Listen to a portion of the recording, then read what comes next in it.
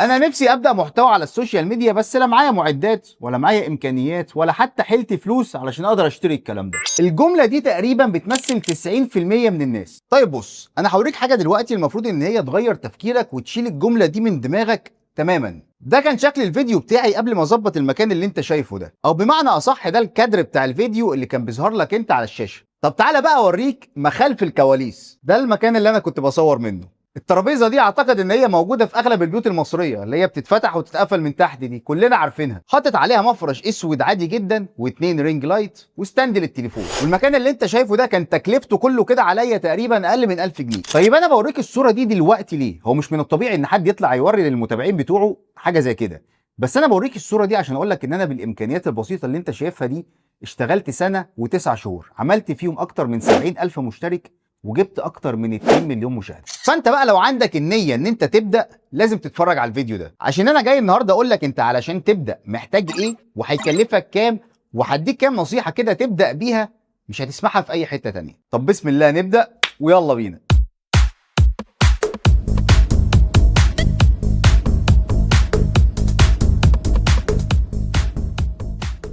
السلام عليكم اجمعين مشاهدين ومتابعين، عاملين ايه؟ يا رب تكونوا بخير. من كام يوم كده نزلنا فيديو على القناه هنا كانت مدته 4 دقايق، وموضوع ال4 دقايق ده انا اتفاجئت بيه بعد المونتاج وكنت متردد انزل الفيديو ولا لا. المهم قررت ان انا انزل الفيديو وقلت هو ونصيبه بقى، ونزلت الفيديو وكتبت على الصوره بتاعته كده من بره هشجعك في 4 دقايق. وكانت المفاجاه بقى ان التفاعل على الفيديو غير متوقع تماما، وكانت المفاجأة كمان في كمية الناس اللي عندها النية انها تبدأ صناعة محتوى بس عايزة حد يدلها على السكة. وفي ناس كتير تواصلت معايا على الانستجرام، احنا عايزين نبدأ يا عم احمد ونفسنا نبدأ، بس احنا معناش معدات ومعناش امكانيات ان احنا نشتري المعدات دي. فقررت اعمل الفيديو ده النهاردة علشان الناس دي، خصوصا ان انا كنت في موقف مشابه جدا. فانت لو عندك النية تدخل في المجال ده، والله الكلام اللي هتسمعه في فيديو النهاردة بيتقال في كورسات مدفوعة عن صناعه المحتوى. ومش بقول لك كده علشان تكمل الفيديو للاخر وكل الكلام ده، اعتقد ان انت كبير كفايه علشان تبقى عارف مصلحتك فين. في الاول وفي الاخر انت حر. معلش طولت عليك في المقدمه شويه، بس كان لازم اقول لك الكلمتين دول. وتعالى بقى ندخل في الفيديو. بص احنا هنقسم الفيديو بتاع النهارده لجزئين. الجزء الاول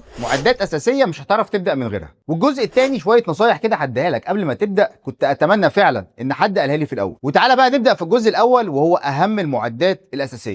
بص علشان الم لك الدنيا كده وما صعبهاش عليك، انت عندك 3 محاور اساسيه لاي فيديو عشان بس يتشاف، وهو ده على فكره المطلوب منك في الاول، ان بس الفيديو بتاعك يتشاف. ال3 محاور بقى اللي احنا بنتكلم عليهم هم التصوير والاضاءه والصوت. وتعالى ندخل في العنصر رقم 1 وهو التصوير. بص خلينا متفقين ان انت عشان تشتري كاميرا احترافيه فانت محتاج تبيع عضو من اعضائك. اسعار الكاميرات مبالغ فيها بزياده، وحتى لو ربنا كرمك واشتريت كاميرا فانت محتاج تتعلم عليها الاول. في الكاميرات الاحترافيه احنا مش بندوس على الزرار وهوب يلا بينا هنسجل، ده انت قبل ما تفكر تصور بالكاميرا لازم تظبط فتحه العدسه والشاتر سبيد والايزو والوايت بالانس والاكسبوجر وليله كبيره قوي سعادتك. فانت هتلاقي دوشه كبيره قوي انت مش فايق لها دلوقتي، انت لسه يا دوبك بتتعلم تتكلم قدام الكاميرا. يا عم احنا لسه بنقول يا هادي الله يكرمك انا عايز حاجه ادوس على الزرار وادخل اقول السلام عليكم على طول، ما توجعليش دماغي. يبقى انت وقتها ما عندكش حل غير الموبايل، والموبايل هيكون كافي جدا ليك ان انت تبدا عليه. يعني انا لحد دلوقتي بصور بالموبايل ومش ناوي اشتري كاميرا نهائي في الفتره دي يعني. طب السؤال بقى اللي هينط في دماغك دلوقتي،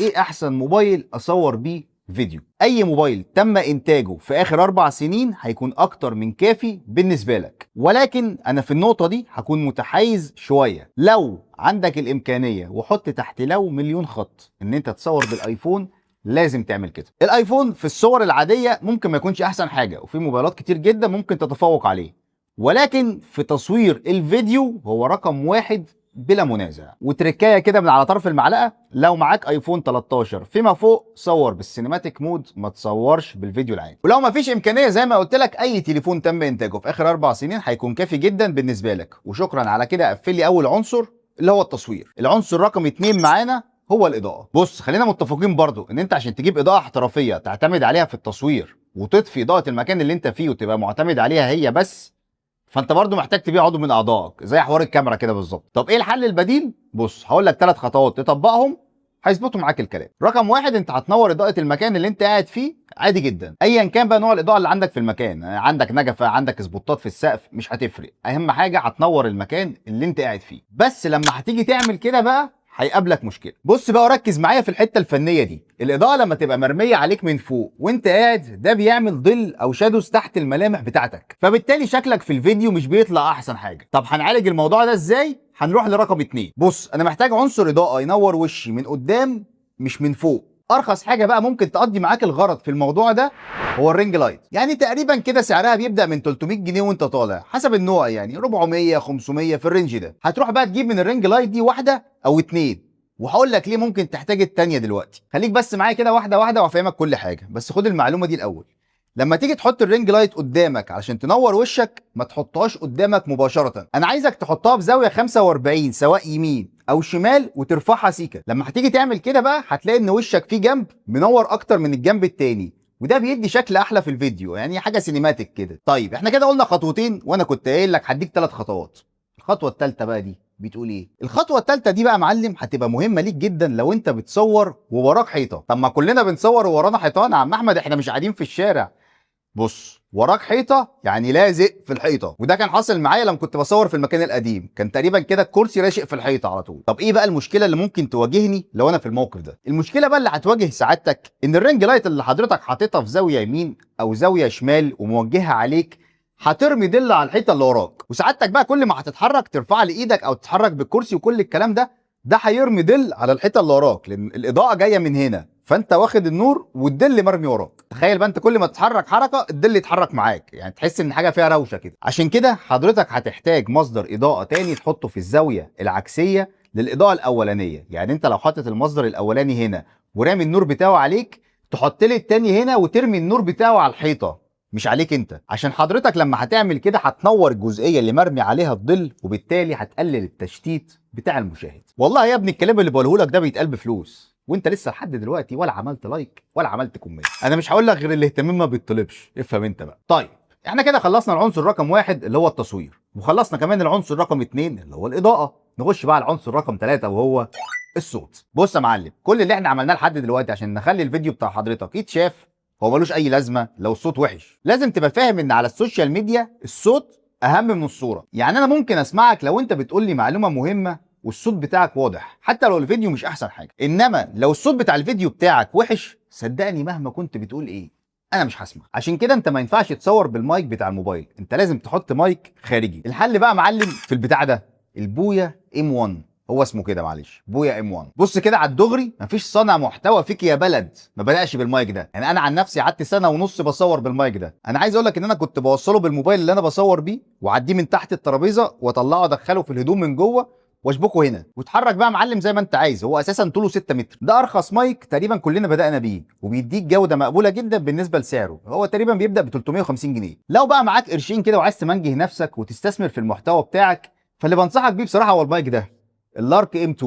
ده بصراحه من احسن المايكات الوايرلس اللي انت ممكن تستخدمها في التصوير عموما، وهو اللي انا بسجل بيه دلوقتي، وهو ده الصوت اللي انت سامعه. بس زي ما قلت لك هو مش حاجه اساسيه ان انت تبدا بيها دلوقتي نهائي. انا بقول لك لو انت امكانياتك تسمح، يعني زي ما قلت لك انا جبت المايك ده بعد تقريبا سنه ونص.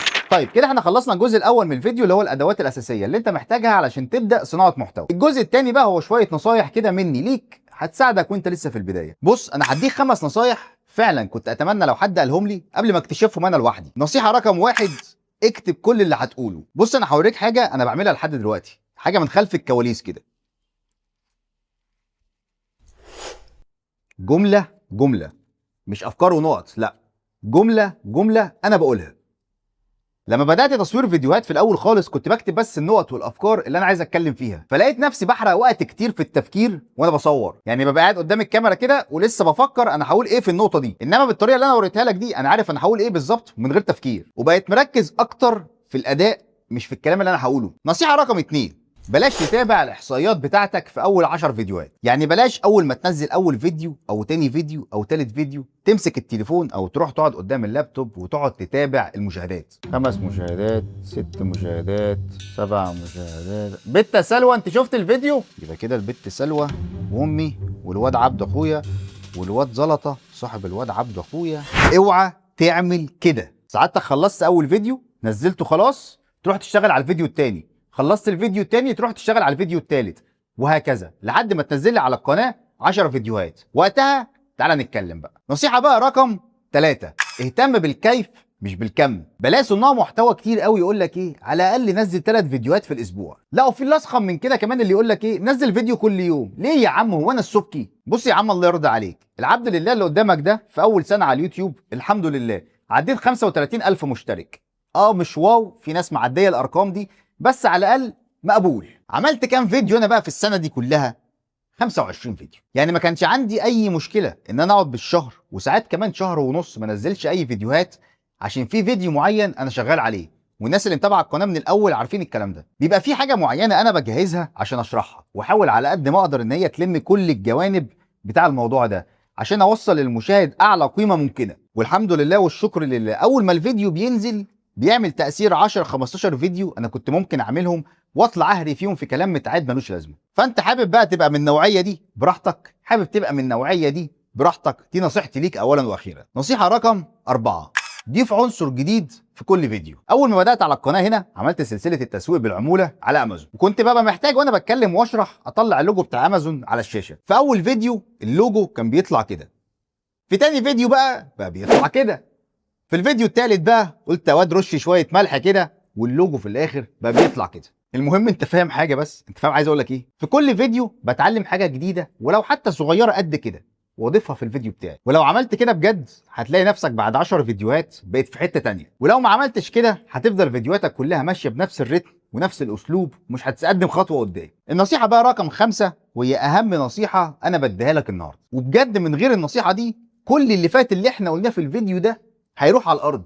احذر حقوق الملكيه، حرفيا الكابوس اللي بيهدد اي صانع محتوى واي قناه على اليوتيوب حتى لو فيها مليون مشترك. اليوتيوب يا عم الحاج مش بيسمي على حد في الموضوع ده، وفي قنوات مليونيه كتير اتقفلت عادي جدا ما عندوش اي مشكله. بلاش تحط جزء من فيلم في الفيديو، بلاش تحط جزء من ماتش في الفيديو، وبلاش تحط جزء او كوبليه من اغنيه في الفيديو. والموسيقى اللي هتستخدمها في الفيديوهات بتاعتك يا اما تكون من مكتبه اليوتيوب يا اما معاك ترخيص استخدامها، يعني مشترك في موقع بيديك الموسيقى تستخدمها والترخيص بتاعها، غير كده تعبك كله هيروح على الارض. وعلى سيره التعب بقى، انا تعبت، انا فعلا تعبت وانا بعمل لك الفيديو ده، وفعلا ما استخسرتش فيك اي معلومه قد كده. فبص يعني انت وذوقك بقى. وبس كده يا معلم، ده كان الفيديو بتاع النهارده. لو الفيديو عجبك انزل تحت دوس لايك، ولو لسه ما اشتركتش في القناه انزل اشترك دلوقتي وفعل زرار الجرس علشان تفضل دايما معانا على الترند. اشوفكم الفيديو الجاي، سلام.